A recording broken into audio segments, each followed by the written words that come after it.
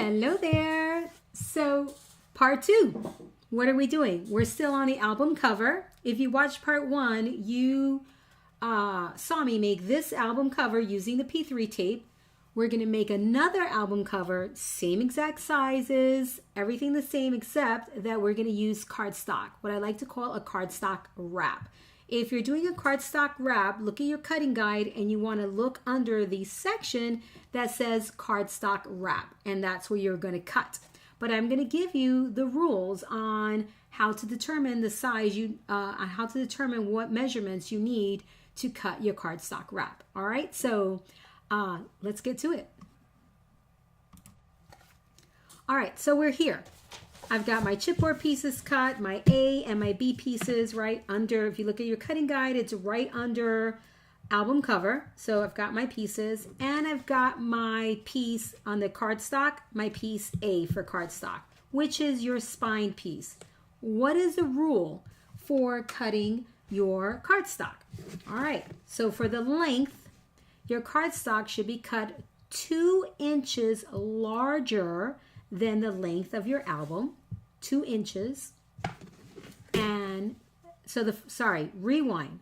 For the spine, I don't know if I said that, for the spine, it should be cut 2 inches taller than the length of your spine. All right, 2 inches taller. For the width, it should be the width of your spine plus 3 inches. Okay? So you're going to add the width of your spine plus 3 inches will give you the cardstock wrap for the spine. Your cardstock wrap is comprised of 3 pieces. All right, this is piece number 1. So you can use tape or glue for this process. I'm going to use glue just to speed up the process.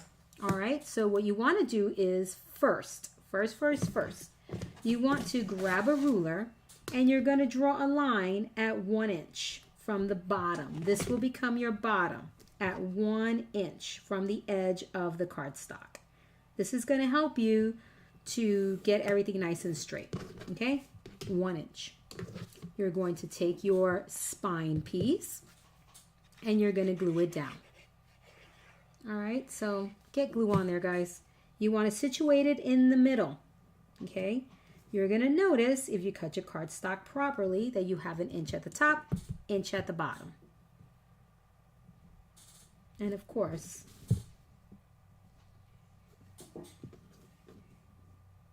okay, I'm good. Inch at the top, inch at the bottom. All right, nice and straight.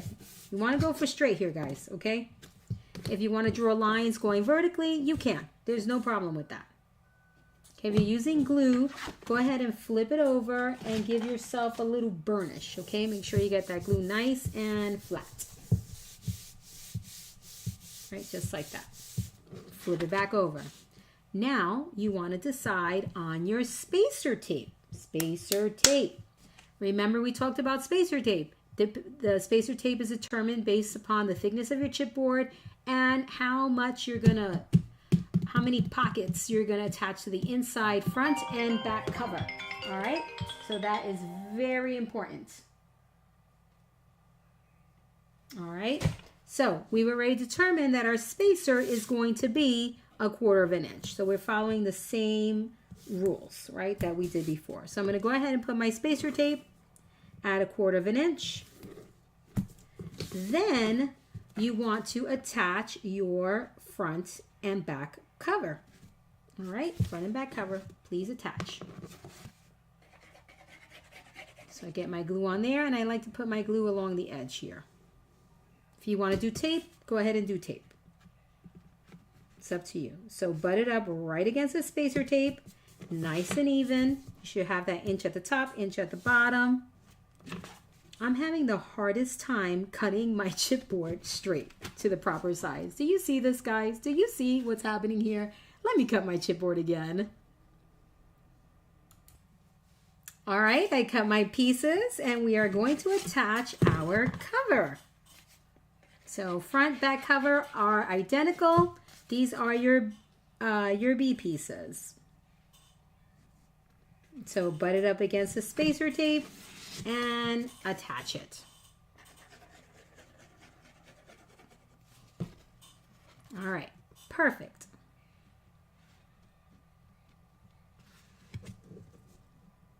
Right up against the spacer tape and done. Well, these are actually, because I did the same exact measurements, these are your A pieces in your cutting guide. This is your B piece, okay?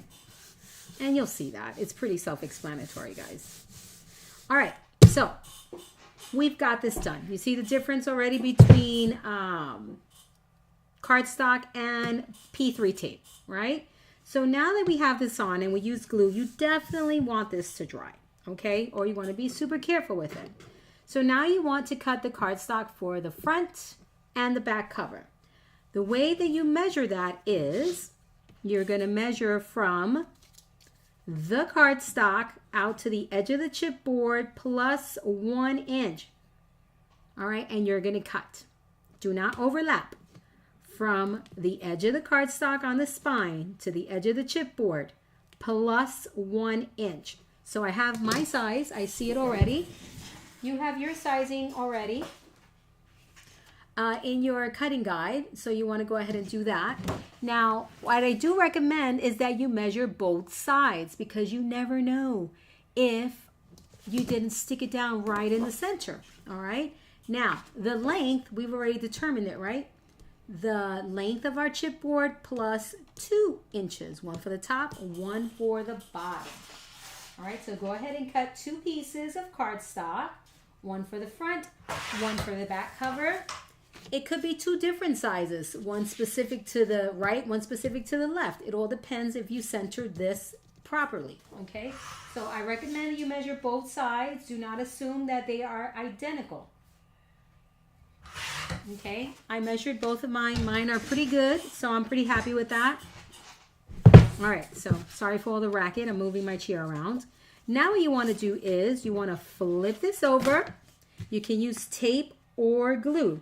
You want to butt it up right against it, and you're going to stick it down. No overlapping. Back in the day, I used to overlap. Nowadays, I do not overlap, okay? If you want, you can do pattern paper with this. You don't have to do cardstock and then pattern paper. Right now, this could be a piece of pattern paper if you want it to be, okay? Having a burnishing tool handy at this point is a good idea, okay? Because you can burnish and get any glue lumpy bumpies out, right? Get that burnishing action in there, right? No overlapping, just butt it up against the neighboring piece, okay? Flip it over. Get your glue on here. Okay. Cover that up. Butt it up against the neighboring piece. No overlapping. And stick it down. If you've made many albums with me, you'll remember that we used to join 2 pieces of cardstock together, cut it up, chop it up, and get to somewhere along these measurements, right? Along this look, I should say. All right, done. There's your cardstock wrap. When you flip it over, it should look like similar to what we had with the P3 tape, right? With the border. Now, for this step, I do not recommend using glue. I rather have the instant stick of the paper as opposed to having to hold the paper down and wait for the glue to dry. So in this case, you want to use double-sided tape, all right? And what I like to do is, this is my brand of tape, Maker Basics 3/8 inch tape. And what I like to do is, I put my tape, I don't go all the way to the end because I'm going to miter, right? So I just leave a little bit, all right? And go all the way across along the edge, right? And then, so this goes here. So then along the edge of my, sorry, that is wrong. Sorry, that is wrong. And then along on the chipboard, all right, along the edge, like so. You know, kind of the same length. You don't have to go right here in the middle, it's unnecessary. And then flip it over, same deal, right along the edge of the cardstock and then along the edge of the chipboard, okay, like so. And then again along the edge of the chipboard, and then along the edge of the cardstock. And all the way around. Can you use glue? Yes. Why, once again, I don't like to use glue for this step? Because I need the instant stick, especially for when we miter and we wrap, and you know how we're gonna follow through on that taper from the corners. You need that instant stick right here in this corner right here. And I'm going to talk about that with you when we get there. All right, so now we want to remove all of the tape backing. Well, we want to miter, then we remove all the tape backing. So remember, same deal, mitering, right? We're going to do 1/4 of an inch away from the corner of the chipboard. How do we determine what that measurement is? That's based upon the thickness of your chipboard. You want 2 thicknesses worth. Your cut will be the height of those 2 thicknesses, all right? That's it, very simple. So I'm cutting, and I'm using my brand of chipboard, Maker Basics. You can find this in my shop, please. And you are mitering. Now, I'm not gonna lie to you guys, this cut right here, I get it, I screw up all the time, okay? All the time. So, you see me all confident cutting, I screw up. Sometimes you see the edge of my chipboard, especially when I'm using black tape and the natural chipboard, you'll see a corner. I just color it in with a Sharpie. I got lucky on this one, all right? I got lucky. So, but, you know, you have to decide what you can live with and what you can't live with, right? And an exposed chipboard, teeny tiny piece I can live with, I just color it in with a piece of Sharpie. With a Sharpie. All right, let's remove the tape backing, shall we? All right, let me find my knife. Here we go. So now we're going to remove all of the tape backing, all of it, from the spacer and around the perimeter of the chipboard. Yes? All right, let's do it. So all of the tape. Already, do you see the simplicity of using the P3 tape? By the way, plug, right? I'm giving myself a plug. You can find P3 tape in my shop. If it so happens to be out of stock, because it has been since I introduced it, it sells out really fast. I haven't managed to get my numbers right. It'll be back, all right? It will be back. So just be patient with me, and I promise it'll be back. I have 2 colors, white and black. And if one or the other is in stock, try it. You can practice, guys. All right. Say the white is in stock, try it. You may like it, right? What I love about the white is that you can dye it any color you want it to be. All right, my friends. So we're gonna do the same exact thing, except that with cardstock is a little bit tougher. All right. So you want to do a few things. You want to pre-fold with cardstock. Okay. Pre-fold. Right, because that tape is right along the edge, it's going to stick to the edge of the chipboard, which is a good thing. So go ahead and pre-fold. Now you want to start pulling, and you have to kind of train the cardstock. It's not as easy as it is, right, as it is with the tape. So you got to train it. You're still to the side, right? And again, fold, fold, fold, and stick. Very, very easy and gentle. Gentle, but you know, with some oomph. All right, you see the bump? The bump is there. Now straight down in the middle. And then you're gonna get a little bump, just a little one, and you want to push it, push to the spacer tape. This one came out better than the other one. You see I got one bump there. There is a little bump there, but very little. All right, there it is. See it? Bump, bump. So you want to push that bump to the inside. You want to burnish. Now here's the different thing. You want to lift your cover and burnish against the edges of the chipboard.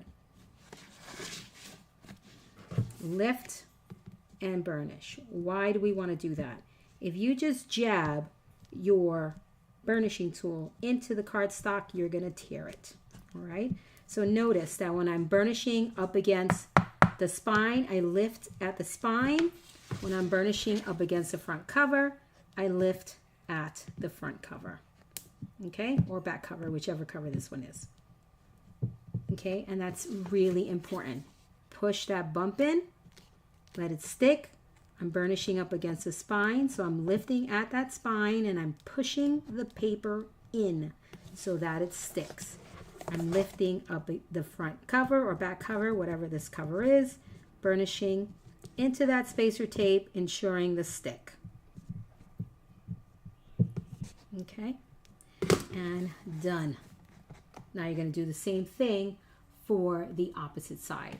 You're going to get a bit of a lift. You're going to notice that your album cover is not laying perfectly flat against your desk. It will eventually lay flat. Just leave it alone. Don't force it, guys. You're going to work with the other side.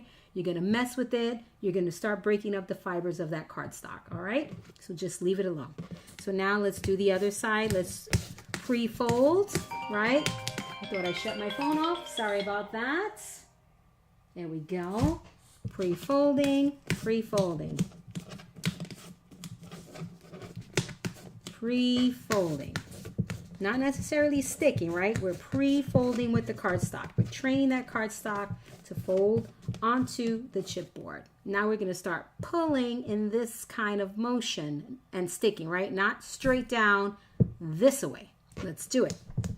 So pulling and sticking. You're going to stop a finger width shy of the spacer and then mosey on over to the opposite side. Pulling, pulling, pulling, and sticking.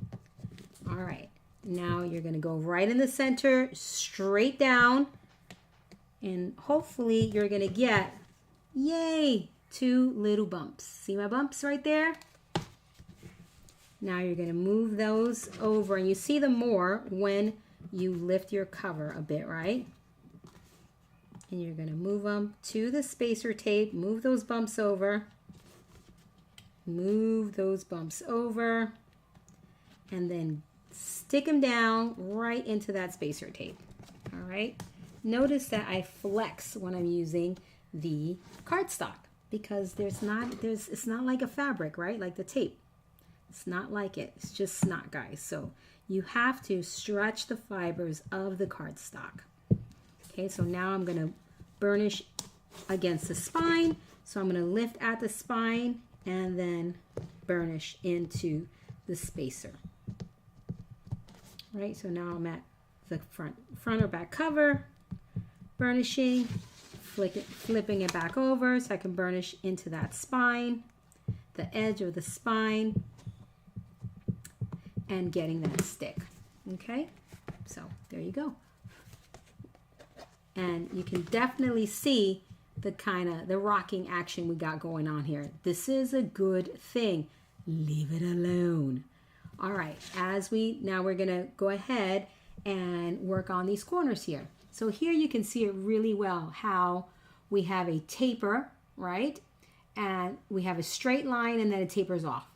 What we want to do is we want to create that taper starting at the corner, all right? The corner of the chipboard, not the corner of the cardstock, right? So what we want to do is push. It's not as easy as it is with the tape because there's quite a bit of thickness here with the cardstock. So you want to push that excess cardstock to the center this way, right? And cover up the corner and try to achieve as much tapering action as you can, okay? And I have to say I'm pretty happy with that. Sometimes it's easier to do it with your bone folder. I'm using an 80-pound cardstock in case you're curious.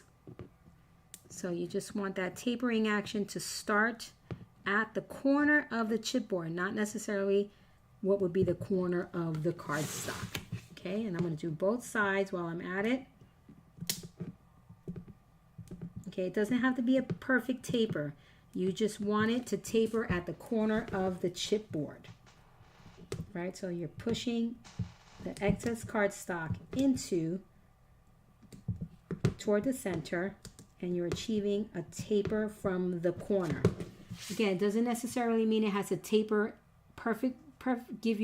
have a perfect flow, right? But you want the tapering to start there at the corner of the chipboard. You can achieve that perfect flow with the tape because it's very pliable, right? It's very malleable. This cardstock is not, or cardstock in general, it is not.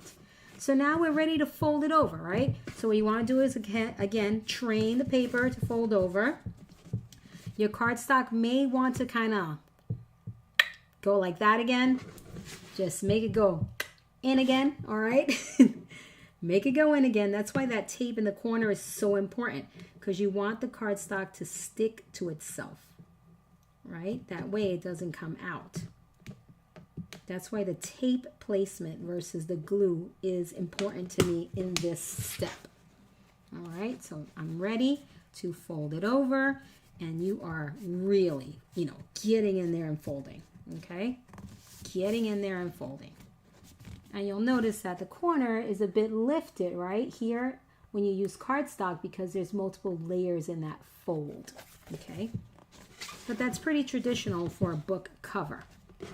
And my tapering action is not that strong here, so I'm going to get in there and taper some more.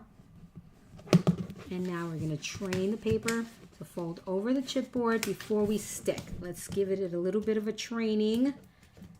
And then, once we fold it over the chipboard, then we go in for the stick. All right, I like to take my bone folder and whack it in those corners just to kind of flatten that out as much as I can.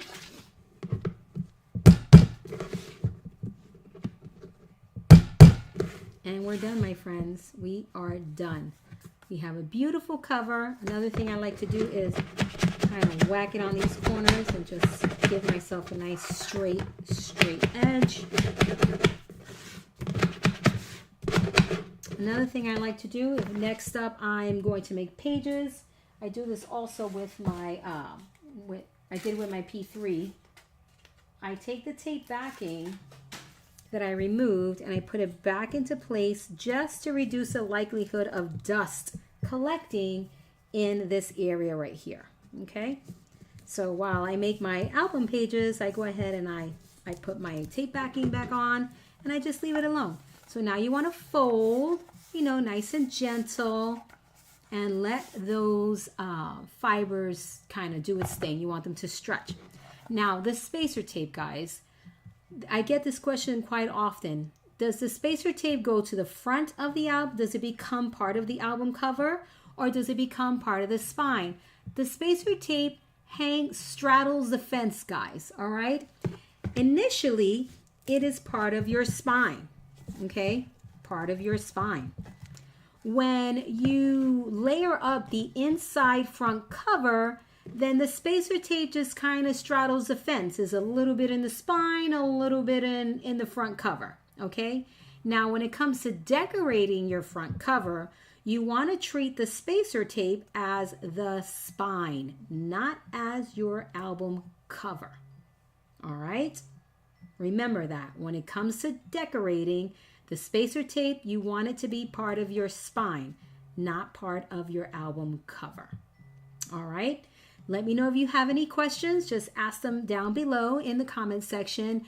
Let me know what you think about these videos, if you find them to be helpful, whether you're a beginner or a seasoned mini album maker. If you found something in here useful, I would love to know. Give me a thumbs up and subscribe to my channel if you want to see more. This is Kathy with Paper Phenomenon, and until next time.